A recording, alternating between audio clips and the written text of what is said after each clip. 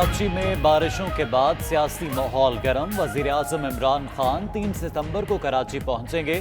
سٹیک holder سے ملاقاتیں ہوں گی۔ شہباز شریف 2 ستمبر کو کراچی میں بارشوں سے متاثرہ علاقوں کا دورہ کریں گے۔ وفاق کا کراچی کے انفراسٹرکچر کی بحالی کے لیے فنڈز دینے کا فیصلہ۔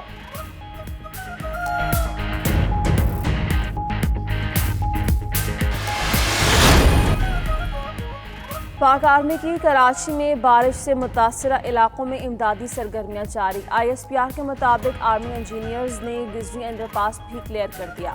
موبائل ریکوری وہیکلز متاثرہ گاڑیاں ہٹانے میں مصروف۔ سندھ حکومت کراچی کے لیے 10 ارب مانگ رہی ہے۔ وفاق کے پاس اتنے پیسے اگر ہوتے بھی تو نہ دیتے۔ شبلی فراز کہتے ہیں اگر سندھ کو پیسے دیتے تو سیدھے اومنی اکاؤنٹس میں جاتے۔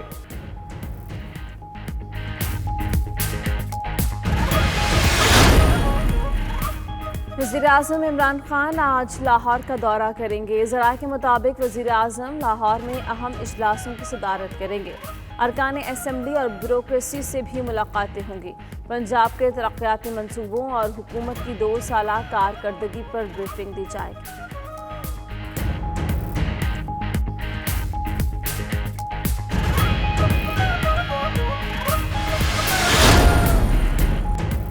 مریم نواز کا آج اسلام آباد ہائی کورٹ میں پیش ہونے کا فیصلہ۔ Maryam Nawaz even field case میں سزا کے خلاف اپیل کی سماعت میں پیش ہوں گی۔ ادھر پیشی کے موقع پر سینکڑوں پولیس اہلکار تعینات۔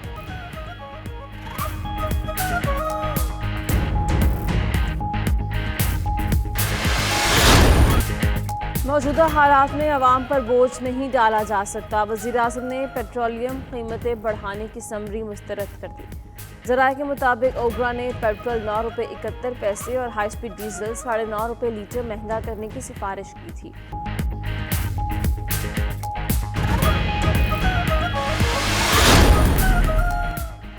جنید اور دیگر نے MLO تبدیل کروایا۔ ہم شدید کرب میں مبتلا تھے، انہوں نے فائدہ اٹھایا۔ ڈاکٹر مہا کے والد کا الزام۔ آصف شاہ نے کہا جنید کیوں نہیں گرفتار کیا جا رہا یہ بھی سامنے لائیں گے۔ 4 سال سے تعلقات تھے، دیگر لڑکیوں کے ساتھ بھی ایسا ہوا، وہ سامنے نہیں آنا چاہتی۔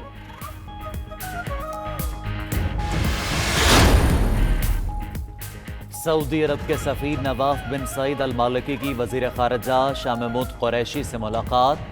شاہ محمود نے کہا حرمین شریفین کا تقدس ہر مسلمان کے ایمان کا حصہ ہے۔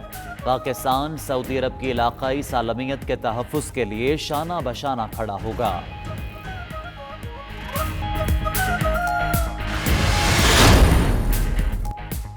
امریکی صدر نے ڈیموکریٹس کو پورٹ لینڈ میں بدامنی کا ذمہ دار قرار دے دیا۔ ڈونلڈ ٹرمپ کہتے ہیں پورٹ لینڈ کے میئر جاری بدامنی پر قابو پانے میں ناکام رہے۔ ڈیموکریٹس امن و امان بحال کرنے میں ناکام ہو گئے ہیں۔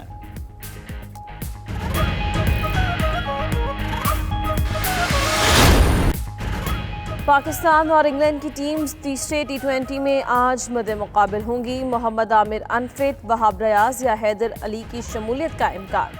سیریز کا پہلا T20 بے نتیجہ رہا، دوسرا انگلینڈ نے جیتا۔ انگلش ٹیم نے ٹیسٹ سیریز بھی اپنے نام کی۔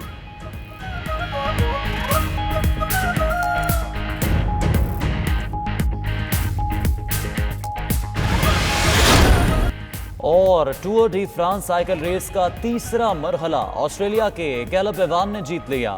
آئرلینڈ کے سیم برنٹ دوسرے، اٹلی کے گیاکومو نیزولو تیسرے نمبر پر رہے۔ فرانس کے جولین بدستور اوور آل پہلی جرسی کے حقدار ٹھہرے۔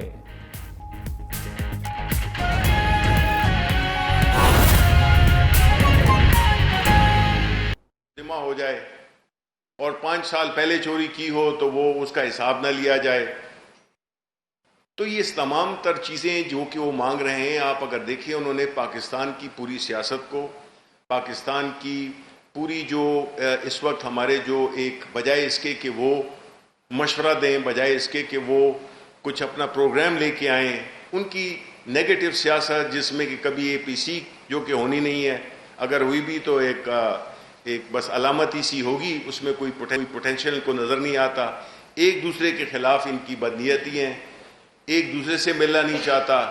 ایک اور محترمہ ہے جو کہ ابھی کبھی موٹر وے پہ پھرتی ہیں تو وہ ان کو کچھ یاد آتا ہے، اور جو دوسرے ہیں وہ بنیادی طور پہ اس وقت بالکل ان کا کوئی ایجنڈا نہیں ہے. ان کا ایجنڈا صرف ایک ہی ہے کہ یہ جو عمران خان، پرائم منسٹر عمران خان جس طرح سے ثابت قدمی سے ملک کو چلا رہے ہیں، مشکلات سے نکال رہے ہیں، جس حالت میں پاکستان ملا تھا اس کے بعد جو بھی ہم پہ امتحانات آئے، اس کا اللہ تعالیٰ کے فضل سے بڑی کامیابی کے ساتھ ہم اس سے نکلے، اور انشاءاللہ اور بھی آگے نکلیں گے، اور انشاءاللہ اس سے بھی آگے ہم جائیں گے.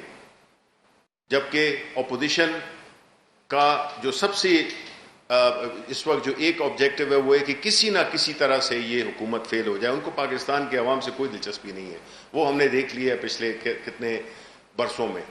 ان کا مقصد یہی ہے کہ کسی طرح سے اپنی کوئی جو قانون سازی ہے اس میں کوئی ایسی تبدیلیاں لے آئیں وہ، جس سے کہ وہ ان کی بچت ہو جائے اور ان کے جو لیڈرز ہیں ان کو ایک راستہ مل جائے، جس کو کہ ہم عام طور پہ NRO کہتے ہیں. تو بنیادی طور پہ میری یہی ریکویسٹ ہوگی کہ دیکھیں، عوام جو ہے اس وقت ایک بات پہ تو کلیئر ہے، اس میں کوئی شک نہیں ہے کہ مہنگائی ہے، اس میں کوئی شک نہیں ہے کہ یہ ایک مشکل وقت ہے، لیکن جو آپ دیکھتے جائیں انشاءاللہ آسانیاں پیدا ہوتی رہیں گی، اور آسانیاں پیدا ہو رہی ہیں. اکانومی دوبارہ سے متحرک ہو گئی ہے، اس کے جتنے بھی انڈیکیٹرز ہیں وہ پازیٹیو آ رہے ہیں. اس کا امپیکٹ عوام پہ تھوڑا سا لیٹ جائے گا، لیکن جائے گا اور عنقریب جائے گا، کیونکہ ہمارے جو حکمت عملی ہے اس میں اللہ کی رضا بھی شامل ہے، اللہ کی برکت بھی شامل ہے، ہمارے لیڈر کی نیک نیتی بھی شامل ہے. تو ہم یہ سمجھتے ہیں کہ جس طرح اللہ تعالیٰ نے ہماری محنت تھوڑی تھی لیکن اللہ کا کرم زیادہ تھا کہ ہم کووڈ جیسے ایک موذی وبا سے بھی ہم بڑے کامیاب ہو کے کافی حد تک نکل آئے ہیں. ابھی تھوڑا فاصلہ ہے، تھوڑا وہ ہے، ہمیں احتیاط کرنی چاہیے. ابھی بھی اس کو ہمیں یہ نہیں سمجھنا چاہیے کہ ختم ہو گیا ہے، ہمیں احتیاط کرنی چاہیے، کیونکہ ہم متحمل نہیں ہو سکتے ہیں کہ یہ چیز وبا دوبارہ سے زور پکڑے. تو میری آپ سے یہی ریکویسٹ ہے کہ عوام، پاکستان کے عوام اس بات پہ بالکل یقین رکھیں کہ یہ ملک ان کا ہے، اور ان کی جو لیڈرشپ اللہ تعالیٰ نے ان کو دی ہے، انشاءاللہ جو ماضی کی جو لیڈرشپ تھیں ان کے مقابلے میں ہم بہت زیادہ، ہماری کمٹمنٹ بھی ہے، ہمارے ہاں کلیئرٹی بھی ہے، ہمارے ہاں ڈیسیجن میکنگ بھی ہے، اور جو بھی فیصلے ہم کر رہے ہیں وہ بنیادی اس کا محور عوام ہے. اس کی کوئی ذات نہیں ہے، کسی کی ذات نہیں ہے، پرائم منسٹر کا کوئی کاروبار نہیں ہے. تو انشاءاللہ کوئی وجہ نہیں ہے کہ ہم اچھے دن آنے والے ہیں، اور ہماری جو اکانومی ہے وہ اس بات کا اندیہ دیتی ہے کہ انشاءاللہ ہم بہت جلد عنقریب، شوگر بھی اب پہنچ رہی ہے، گندم بھی پہنچ رہی ہے، کچھ پہنچ گئی ہے، تو اس سے قیمتوں میں بھی کچھ کمی آئی ہے اور زیادہ کمی آئے گی. تو اس کے بعد اگر آپ کے کوئی سوالات ہوں تو میں حاضر ہوں. شبیر ڈاکٹر صاحب، آپ نے کہا کہ اپوزیشن NRO لینا چاہتی ہے، جس طرح FATF سے ریلیٹڈ 2 بل سینٹ سے آپ کو